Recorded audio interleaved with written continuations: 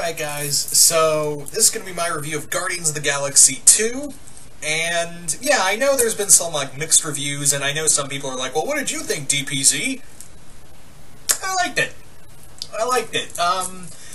Was it as good as the first?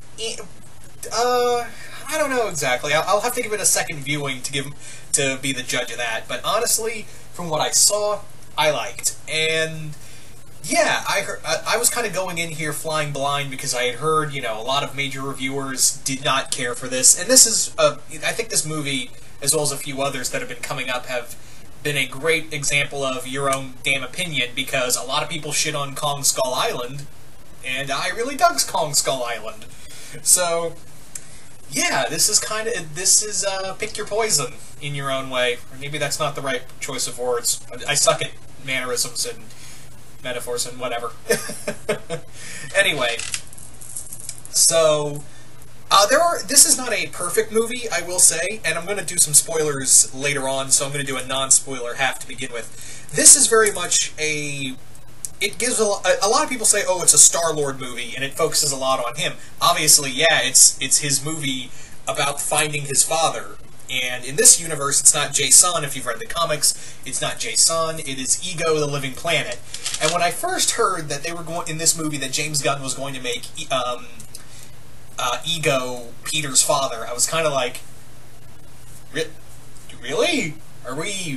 How does that work? And they bring this up. And I actually kind of like this kind of smart angle they went with Ego. And speaking of Ego, dear God, does Kurt Russell knock it out of the park in this role.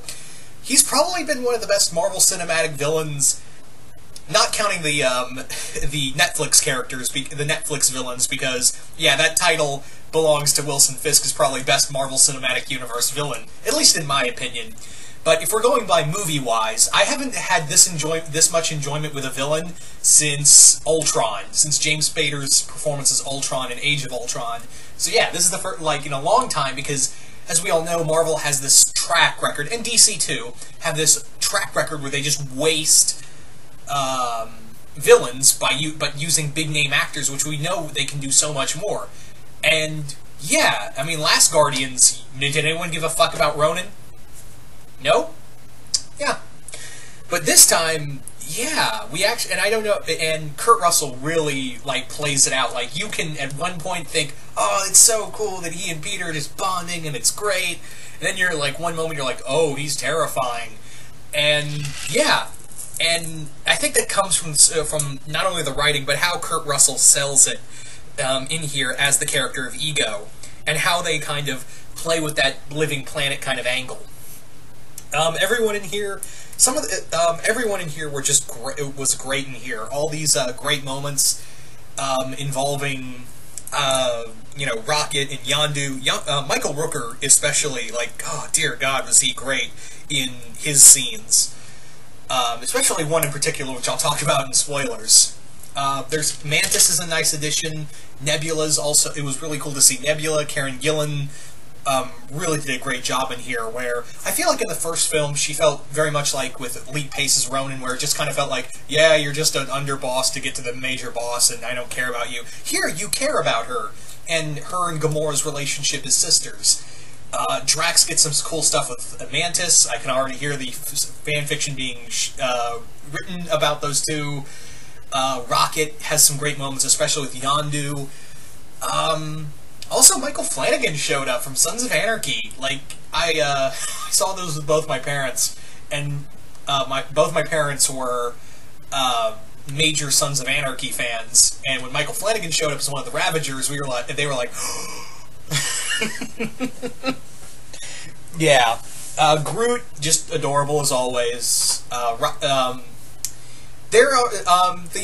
one flaw is that I feel like the humor gets stuck in unnecessary places, and this was the same kind of flaw with Doctor Strange, where there's this great moment and then it gets kind of torn down by humor, and there's some moments in here that get torn down by humor, but when it hits good, but when it misses, ooh, it goes right out the park with how bad it misses. But in my opinion, the hits outweigh the misses, at least in my opinion. That's just my personal opinion, so... Yeah, but there is some points where the humor is just like, I didn't need that at the moment. I didn't need that. So that was kind of the big factor here, is that a lot of that was my big concern, was that the humor wasn't as great, and it does kind of meander in the middle. It does kind of meander because they're doing like so many things. You know, Nebula wants to kill Gamora, and we've got the Sovereign after them. The Sovereign being like these just kind of like Star Trek villains, really. You've got, Peter bonding with his dad, and there's so much in here, but it doesn't go to the level of Amazing Spider-Man 2, where it just goes completely batshit all over the place. So, it doesn't get to that level. It manages to straighten itself out. It manages to straighten itself out because it splits up the team, and I think that was the best course of action when you're doing all these multiple storylines, and having that kind of form to it. Was, splitting up the team, that way you can balance it out, rather than be like, oh, we're here, and all this is kind of coalescing. Although, looking back on it, I know the Sovereign were like the starting point for this film. At the same time, as this movie went on, I was like, you guys are just so goddamn unnecessary at this point. Yeah. But yeah, so... Bottom line, I enjoyed this movie. I'm going to have to give it another viewing to see if I really do love it, but as it stands right now, I really like this film. Is it at the same level of Logan? No.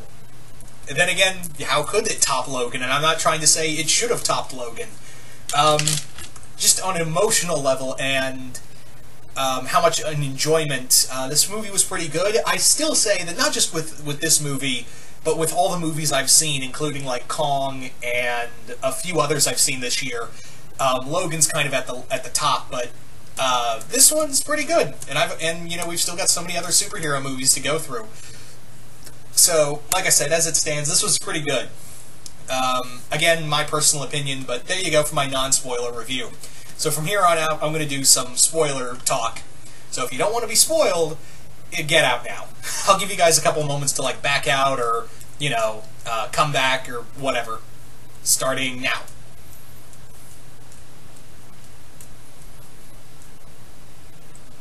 Okay, if you're still here, you want to be spoiled. So one of the major things is that this really does handle a lot of great stuff with Peter and his father, Ego, and we discover that Ego's plan is kind of borderline sinister, where he has implanted all these plants, even on Earth, to create more of himself. He wants to become a singular being, much like with Ultron in a way, but on a more galactic scale. And there's some great moments in here where they're fighting each other. It is kind of like, here's one of the moments that, where I said the humor doesn't work, where Ego and Peter are fighting each other like God form. Like, Peter goes Super Saiyan God for a few moments, and they're making rocks around themselves, and Ego makes a giant rock version of himself, and Peter makes a giant Pac-Man. But then again, like earlier in the film, he's like, I'm going to build a statue of myself, but it's going to look like Star-Lord. I'm going to make some weird shit. And that's some of the great moments where Peter and his father, Peter and Ego are like hanging out, and it's like, this is like some great bonding moments. And Chris Pratt and Kurt Russell just have some great chemistry between one another. Mantis and Drax really played off each other very well. There's some great moments between them, like when Drax is like, "You're hideous. I don't, but that's okay. Hideous people know who their friends are. It's beautiful people who are paranoid." And I was like, that's really smart. But yeah, we find out that he has been, going back to Ego, we find out that he's basically been having children and they've all disappointed him and he's killed them all. But up until Peter, which I was kind of hoping they would go a little more into that, of explaining how that happened. I would have been fine with a throwaway line where it says that when he was holding the Infinity Stone, that's what really activated his celestial power. And I'd have been like, oh, okay, that would have been fine, rather than, just saying, oh, it worked. For no reason,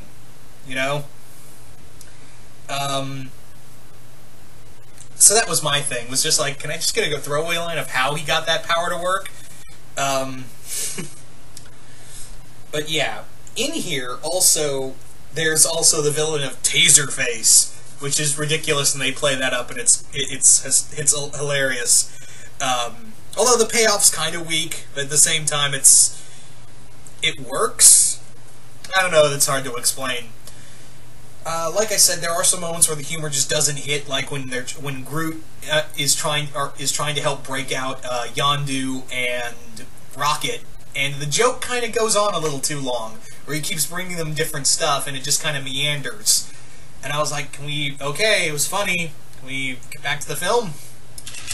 Thankfully, it's built up to a badass scene, and Yondu himself, Michael Rooker, dear God, does he knock it out of the park with this. That he is just he plays it off so well.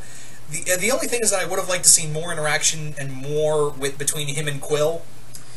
And when he dies at the end of the film, it's a very emotional moment because Peter was like, okay, I never knew my dad, but in some way I still had a father. And Yondu's sacrifice is really heartbreaking, especially when they have Sylvester Stallone's character in here. With all the other Ravagers, and it's great, and we get a version of the original 60s, 70s era Guardians of the Galaxy coming back, and I was like, that's really cool. There's also, of course, Adam Warlock coming soon, apparently. I don't know if we'll see him in Infinity War or Guardians 3, but yeah. It was, and also, the theory that Stan Lee is really one of the Watchers, possibly Uatu, after seeing that final scene, I was like, I think that theory's coming to life.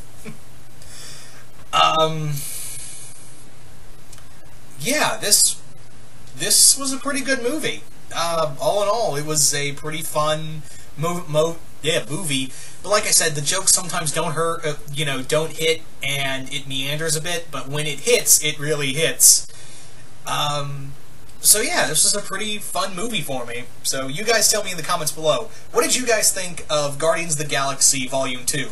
Did you guys like it? Did you guys hate it? Just comment below, let me know what you guys thought of it. Once again, hope you all enjoyed this review, and I will see you guys later.